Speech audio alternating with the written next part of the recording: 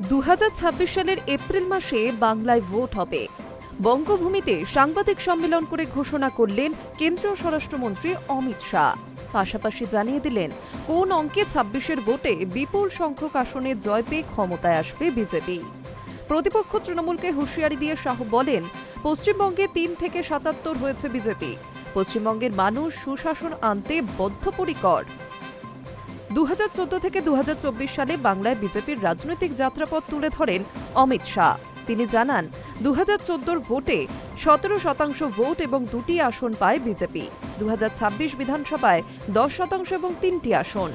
2019 লোকসভায় তা বেড়ে হয় 41% এবং 18টি আসন। 2021-এর বিধানসভা 38% এবং 77টি আসন। 2024 সালে 39% ভোট এবং 12টি আসন।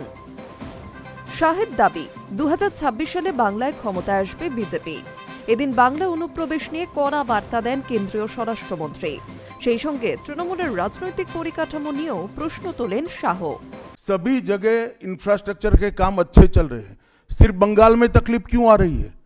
क्योंकि मेट्रो हवा में नहीं चल सकता, भूमि चाहिए। बीएसएफ को भूमि देनी पड़ेगी फेंसिंग के लिए भारत सरकार को। मेरे स्तर पर मैंने 7 पत्र लिखे ममता बनर्जी को। ये 6 साल के अंदर 3 बार गृह सचिव यहां कर मीटिंग कर गए चीफ सेक्रेटरी से। मैं पूछना चाहता हूं तृणमूल कांग्रेस की सरकार को, जमीन देने में क्या डर है? कि आपकी कोई रिस्पॉन्सिबिलिटी नहीं है या आप घुसपैठ होने देना चाहते हो? और फिर भी नदी नाले जंगल कहीं से कोई घुसपैठिया आ जाता है, कहां आता है? सबसे पहले गांव के थाने और पटवारी के बगैर कोई रह सकता है? इसके डॉक्यूमेंट कौन बना रहा है? बंगाल सरकार बना रही है। मंदिर और मस्जिद दोनों की राजनीति कौन कर रहा है? एक तृणमूल से निकले हुए एमएलए कर रहे हैं और एक तृणमूल कांग्रेस कर रही है। तो सवाल का एड्रेस गलत है, सवाल तो सही है। मुद्दा यहां तक सीमित नहीं हुआ है।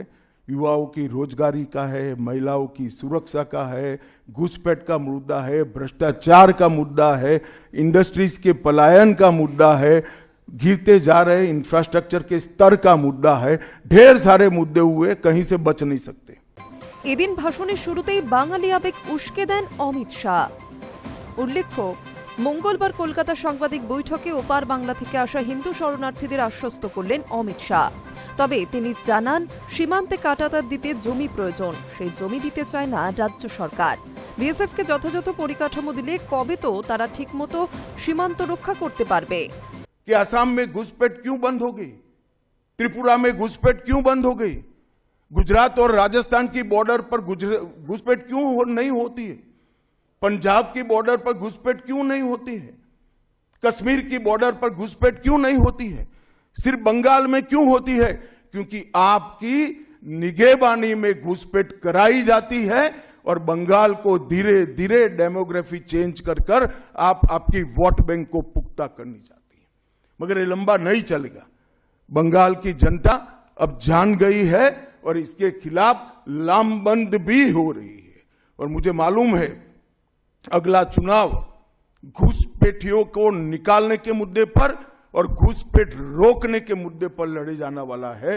क्योंकि न केवल ये बंगाल का मामला रहा है, मैं आज बंगाल की जनता को इस प्रेस वार्ता के माध्यम से बताने आया हूं कि बंगाल की बॉर्डर से हो रही घुसपैठ सिर्फ बंगाल का मामला नहीं रहा है। তিনি এও মনে করিয়ে দিলেন, অনুপ্রবেশকারীদের সমস্যা শুধু বাংলা কিংবা সীমান্তবর্তী রাজ্যগুলিতেই নয়, গোটা দেশেরই সমস্যা। এই সমস্যা নির্মূল না হলে বড় বিপদের আশঙ্কাও রয়েছে। আর বিজেপি তার রুখে দিতে সক্ষম। তার বক্তব্য থেকে স্পষ্ট, অনুপ্রবেশ ইস্যু 26-এর নির্বাচনের বড় একটি ফ্যাক্টর। High news network.